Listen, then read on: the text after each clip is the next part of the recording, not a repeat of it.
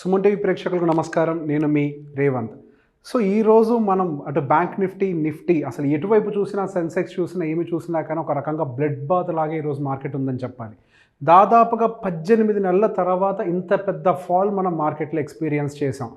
Bank Nifty అయితే almost 2000 points correction జరిగింది and Nifty 400 points and Sensex almost మనకి 1200 to 1300 points వరకు కూడా కరెక్షన్ జరిగింది. ఇంత పెద్ద కరెక్షన్ జరగటానికి ఒక major reason HDFC bank. And HDFC గురించి అందరికి ఐడియా ఉండే ఉంటుంది. ఒక రకంగా దాన్ని వైట్ ఎలిఫెంట్ అనే పిలుచుకుంటూ ఉంటారు. అది ఒక పాయింట్ మూవ్ అయినా కానీ ఒక హ్యూజ్ డీవియేషన్ని మార్కెట్లో తీసుకొస్తుంది. ఒక పాయింట్ అప్ సైడ్ మూవ్ అయినా, ఒక పాయింట్ డౌన్ సైడ్ మూవ్ అయినా కానీ ఇండెక్స్ని హ్యూజ్గా ఇంపాక్ట్ చేసే అంతటి కెపాసిటీ ఉంది ఈ హెచ్డిఎఫ్సి బ్యాంక్కి. సో నిన్న పర్టికులర్గా మార్కెట్స్ అనేవి క్లోజ్ అయిపోయిన తర్వాత హెచ్డిఎఫ్సి బ్యాంక్కి సంబంధించినటువంటి రిజల్ట్స్ అనేవి వచ్చాయి. సో మనకి ఆఫ్టర్ మార్కెట్ దానికి సంబంధించిన రిజల్ట్స్ చూసినప్పుడు ఎక్స్పెక్టేషన్స్ని మీట్ అయినట్టుగానే కనిపిస్తూ ఉన్నాయి. కానీ దాని తర్వాత మార్కెట్కి సంబంధించినటువంటి డిసప్పాయింట్మెంట్స్ ఇంకా ఉన్నాయి అనే ఒక విషయం మనకి యూఎస్ ఏడిఆర్ చూసిన తర్వాత అర్థమైంది. నిన్న నైట్ మన మార్కెట్స్ క్లోజ్ అయిపోయిన తర్వాత యూఎస్ ఏడిఆర్లోనే దాదాపు హెచ్డిఎఫ్సి బ్యాంక్ 8% పడిపోయింది. అండ్ దాంతోపాటుగా ఐసిఐసిఐ బ్యాంక్ కూడా దాదాపుగా 2.5% వరకు కూడా పడిపోయింది. సో నిన్న నైటే ఒక క్లారిటీ ఉంది, మార్కెట్స్లో ఒక హ్యూజ్ గ్యాప్ డౌన్ అవ్వడానికి ప్రాబబిలిటీ ఉంది అని. కాకపోతే మనకి గిఫ్ట్ నిఫ్టీ ఇండికేట్ చేసిన దాంతో కంపేర్ చేస్తే ఈరోజు మన మార్కెట్స్ ఇంకా చాలా ఎక్కువగానే గ్యాప్ డౌన్ అయ్యాయి. అండ్ అసలు మనకి బ్యాంక్ నిఫ్టీ అయితే దాదాపుగా 1500 పాయింట్స్ గ్యాప్ డౌన్ అయిపోయింది. ఇటువంటి కండిషన్, అది కూడా బ్యాంక్ నిఫ్టీ ఎక్స్పైరీ డే రోజు జరగటం అనేది చాలామంది ట్రేడర్స్కి ఒక పెద్ద లాస్ అని చెప్పాలి. అండ్ పర్టికులర్గా ఆప్షన్ సెల్లర్స్ అయితే హ్యూజ్గా, పర్టికులర్గా ఎవరైతే పుట్స్ని రైట్ చేశారో వాళ్ళు హ్యూజ్గా డబ్బులు లూజ్ అయ్యే ఉంటారు. చాలామంది 47,500 దగ్గర లేదా 47,000 దగ్గర రకరకాల స్ట్రైక్స్లో వాళ్ళు ఆప్షన్స్ని సెల్ చేసి ఉంటారు. ఈ రోజు జరిగేటువంటి గ్యాప్ డౌన్ తోటి చాలామంది ఒక ట్రబుల్ని ఫేస్ చేసినట్టు కండిషన్ కనిపిస్తూనే ఉంది. ఈరోజు అది గ్యాప్ డౌన్ అవ్వటమే కాదు, దాదాపుగా 1500 పాయింట్స్ గ్యాప్ డౌన్ అయింది. అక్కడి నుంచి 750 పాయింట్స్ మళ్ళీ రికవర్ అయింది. మళ్ళీ అక్కడి నుంచి అగైన్ ఇంకొక 1000 పాయింట్స్, అంటే ఆల్మోస్ట్ నియర్ టు మన క్లోజింగ్ వచ్చేసరికి 2000 పాయింట్స్. యాక్చువల్గా చెప్పాలంటే 2200 పాయింట్స్ వరకు కూడా ఉంది. బట్ మనకి మార్కెట్ క్లోజ్ అయిన తర్వాత వచ్చేటువంటి వెయిటెడ్ యావరేజ్ వల్ల మనకి యావరేజ్గా 2000 పాయింట్స్ వరకు, సుమారుగా ఆ పాయింట్స్ వరకు కూడా వచ్చి క్లోజ్ అవడం అయితే మనం గమనించాం. సో మనకి ఈ ఫాల్ ఇంకెంత దూరం ఎక్స్టెండ్ అవ్వచ్చు అండ్ ఇంకెక్కడైనా మనకి సపోర్ట్స్ ఉన్నాయా నియర్ బై, అటు నిఫ్టీ అండ్ బ్యాంక్ నిఫ్టీ రెండింటిలో కూడా ఒకసారి మనం ఐడెంటిఫై చేసే ప్రయత్నం చేద్దాం. అండ్ సో ఫస్ట్ మనం నిఫ్టీని కనుక ఐడెంటిఫై చేసే ప్రయత్నం చేద్దామండి. So let's go to Nifty chart. So నిఫ్టీని కనుక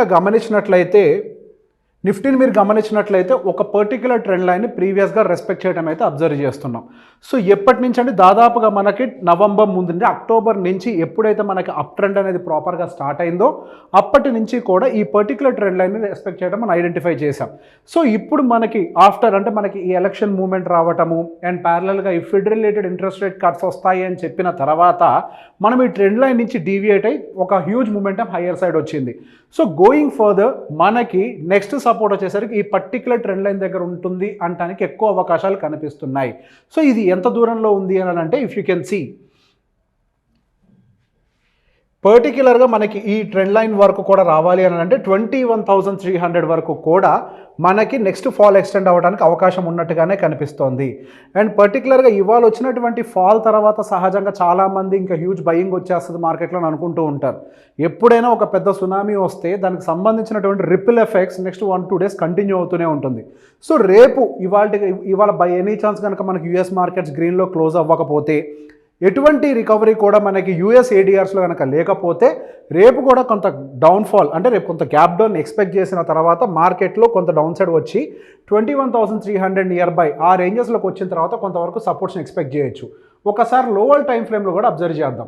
ఈ లోవర్ టైం ఫ్రేమ్స్ ప్రకారం కూడా the first level of support 21,400 and second level of the support 21,350.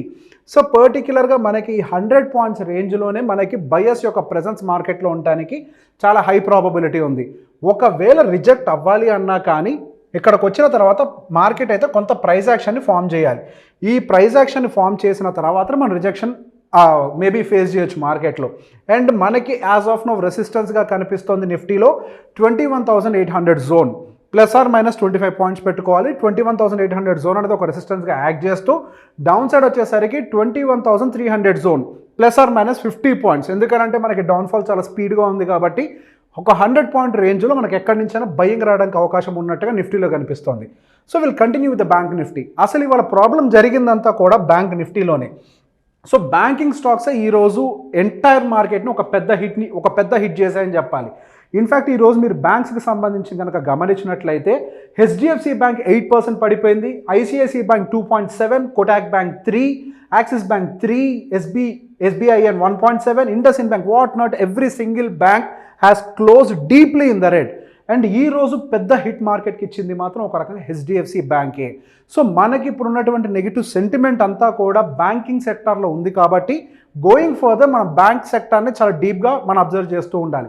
So bank నిఫ్టీకి నెక్స్ట్ లెవెల్ ఆఫ్ సపోర్ట్ ఎక్కడుంది అండ్ హెచ్డిఎఫ్సి బ్యాంక్ అనేది ఫాలో అవ్వటం కూడా కంట్రోల్ అవ్వాలి కాబట్టి నెక్స్ట్ హెచ్డిఎఫ్సి బ్యాంక్ యొక్క నెక్స్ట్ సపోర్ట్ లెవెల్ ఏంటో కూడా చూద్దాం.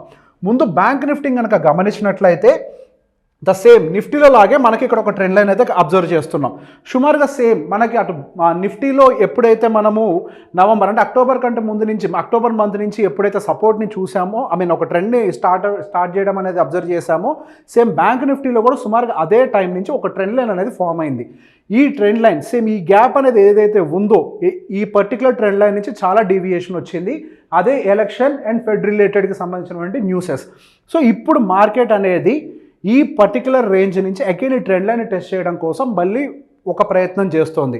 సో ఈ పర్టికులర్ ట్రెండ్ లైన్ దగ్గర నుంచి సపోర్ట్ తీసుకుంటుందా, బ్రేక్అవుట్ అవుతుందా అనేది నెక్స్ట్ అప్కమింగ్ ఫార్మేషన్ని బట్టి మనం అనాలిసిస్ చేయగలుగుతాము. బట్ యాజ్ ఆఫ్ నౌ మనకున్నటువంటి సపోర్ట్ ఏరియాస్ని ఒకసారి ఏంటో గమనిస్తే మనకి 1 hour time frame 1 day time frame ప్రకారం కూడా కొంతవరకు 46,000 జోన్ మొత్తం కూడా ఈ 46,000 జోన్ అంతా కూడా ఒక సపోర్ట్ ఏరియా లాగా కనిపిస్తుంది.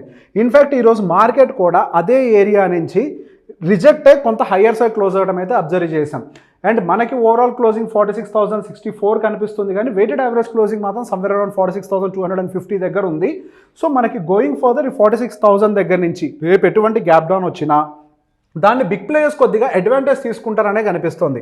సో రేపు మనకి 2 లెవెల్స్ ఆఫ్ సపోర్ట్స్ కనుక అబ్జర్వ్ చేస్తే 46,000 దగ్గర ఉంది, ఈ ట్రెండ్ లైన్ సపోర్ట్ కూడా 45,600 దగ్గర ఉంది. సో ఈ 400 పాయింట్ జోన్లో బయర్స్ యొక్క ప్రెసెన్స్ ఎక్కువ ఉండడానికి అవకాశం ఉంది. ఈ 1 అవర్ టైం ఫ్రేమ్లో అంటే షార్టర్ టైం ఫ్రేమ్లో కూడా మీరు అబ్జర్వ్ చేసినట్లయితే మీకు చాలా క్లియర్గా అర్థమవుతుంది. సో ఇక్కడ 46,000 దగ్గర నుంచి నెక్స్ట్ మరి రేపు గ్యాప్ డౌన్ ఒక 400-500 పాయింట్స్ అయినప్పటికీ 45,500 ±100 పాయింట్స్ రేంజ్లో మనకి పర్టికులర్గా సపోర్ట్ రావడానికి చాలా హై ప్రాబబిలిటీ ఉంది. ఒకవేళ బై ఎనీ ఛాన్స్ ఇది కనుక బ్రేక్ డౌన్ జరిగింది అని అంటే మాత్రం ఈ ట్రెండ్ లైన్ బ్రేక్ డౌన్ జరిగితే మాత్రం నెక్స్ట్ లెవెల్ ఆఫ్ సపోర్ట్ మనకి 44,300 దగ్గర మాత్రమే ఉంది. సో ఇక్కడి నుంచి ఇంకొక దాదాపు 1,500 to 2,000 పాయింట్స్ కరెక్షన్ బ్యాంక్ నిఫ్టీలో జరుగుతుంది. రేపటి మార్కెట్ క్లోజింగ్ అనేది చాలా ఇంపార్టెంట్. ఈ ట్రెండ్ లైన్ ఎబో ఉంటుందో క్లోజింగ్ బిలో ఉంటుందో అనేది మనం కీన్గా అబ్జర్వ్ చేస్తూ ఉండాలి. సో బ్యాంక్ నిఫ్టీయే రేపు నిఫ్టీని సెన్సెక్స్ని కూడా డ్రైవ్ చేయబోతోంది. వీటన్నిటిని డ్రైవ్ చేసేది వన్ పర్టిక్యులర్ స్టాక్ మనం అనుకున్నట్టుగా హెచ్డిఎఫ్సి బ్యాంక్. సో హెచ్డిఎఫ్సి బ్యాంక్కి సంబంధించిన సపోర్ట్ ఎక్కడుందో ఒకసారి మనం గమనించే ప్రయత్నం చేద్దాం.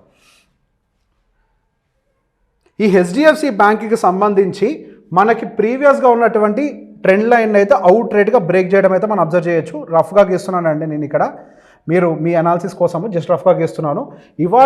ఇవాల్టి ఫాల్ తోటి ఈ ట్రెండ్ లైన్ అవుట్ రేట్గా మనకి బ్రేక్ అయిపోయినట్టుగానే కనిపిస్తోంది. సో మనకి ట్రెండ్ లైన్ తోటి ఇంకా సంబంధం లేదు. బట్ లోవర్ లెవెల్లో మాత్రం 14,060. సో ప్రీవియస్గా మనకు ఉన్నటువంటి సపోర్ట్ ఏరియా ఇంతకుముందు కూడా మనకి రిజెక్షన్ ఈ ఏరియా నుంచే జరిగింది కాబట్టి ఒకవేళ ఏమైనా ఎక్స్టెన్షన్ జరిగినా కానీ 1,460 దగ్గర నుంచి కొంతవరకు సపోర్ట్స్ రావడానికి చాలా ఎక్కువ ఛాన్సెస్ కనిపిస్తున్నాయి 1 డే టైం ఫ్రేమ్లో. Even as per 1 hour time frame also we can see very good support set 1,480. So the same levels, అదే లెవెల్స్ నుంచి సో మనకి ఇక్కడ నుంచి ఫాల్ అనేది ఎక్కువగా ఎక్స్టెండ్ అవ్వడానికి అయితే యాజ్ పర్ హెచ్డిఎఫ్సి బ్యాంక్ అయితే కనిపించట్లేదు. మనకి నెక్స్ట్ రాబోతున్నటువంటి ఎస్బీఐ రిజల్ట్స్ కూడా కొంత డిసప్పాయింట్ చేస్తాయేమో మార్కెట్లో అనే ఒక ఎస్టిమేషన్ కూడా ఉంది. అది కూడా డిసప్పాయింట్ చేసినట్లయితే ఎంటైర్ బ్యాంక్ నిఫ్టీ ప్యాక్ మొత్తం కూడా సెల్లింగ్ ప్రెషర్కి గురవడానికి అయితే ఎక్కువ అవకాశాలు కనిపిస్తున్నాయి. అదటు bank Nifty Sensex and everything అన్నిటిని కూడా డ్రాగ్ చేయడానికి చాలా ఎక్కువ అవకాశాలు ఉన్నాయి. సహజంగా ఇటువంటి 5% అంటే 4.2% అనుకుంటా కదండి. సహజంగా ఇన్వెస్టర్స్ ఒక 5% డిప్ వస్తే ఇన్వెస్ట్ చేద్దాం అనుకుంటూ ఉంటారు. కానీ ఈ ఒక్క రోజులోనే ఇండెక్స్ మొత్తం కూడా 4.2% ఫాల్ అయింది. గత కొన్ని నెలలుగా మనం చూడనటువంటి క్యాండిల్ ఈరోజు ఫార్మేషన్లో జరిగింది.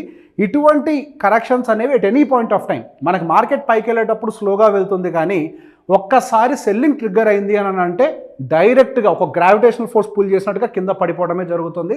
ఈరోజు మనకి మార్కెట్ రిఫ్లెక్ట్ అవుతుంది అదే యాజ్ ఆఫ్ నౌ ఉన్నటువంటి క్లూస్ ప్రకారం అయితే మనకి యూరోపియన్ మార్కెట్స్ ఇంకా రెడ్లోనే ట్రేడ్ అవుతున్నాయి. అండ్ యూఎస్ ఫీచర్స్ అయితే మార్జినల్లీ నెగిటివ్, హ్యూజ్ రెడ్ అనేది లేదు. యూరోపియన్ మార్కెట్స్ బాగా రెడ్లో ట్రేడ్ అవుతున్నాయి. మనకు ఒకసారి యూఎస్ మార్కెట్స్ కూడా ఓపెన్ అయిన తర్వాత ఈ రోజు నైట్ మీరు క్లియర్గా అబ్జర్వ్ చేసినట్టు ఏడీఆర్స్ని అండ్ యూఎస్ మార్కెట్స్ని రేపటి gap up or gap down ఎటువంటి కండిషన్లో ఉంటుందో మీకు కూడా అర్థమవుతుంది. As of now gift Nifty అయితే ఆల్మోస్ట్ న్యూట్రల్, ఎక్కడైతే క్లోజ్ అయిందో నియర్ బై అక్కడే ట్రేడ్ అవుతున్నట్టుగా కనిపిస్తుంది గిఫ్ట్ నిఫ్టీ అయితే. సో మనకి ఇప్పటి వరకు అయితే ఎటువంటి పెద్ద డ్యామేజ్ కనిపించట్లేదు, బట్ కొంతవరకు గ్యాప్ డౌన్ అయితే ఎక్స్పెక్ట్ చేయొచ్చు. ఈ అనాలిసిస్ కనుక మీకు నచ్చినట్లయితే లైక్ చేయండి, షేర్ చేయండి. Thank you very much.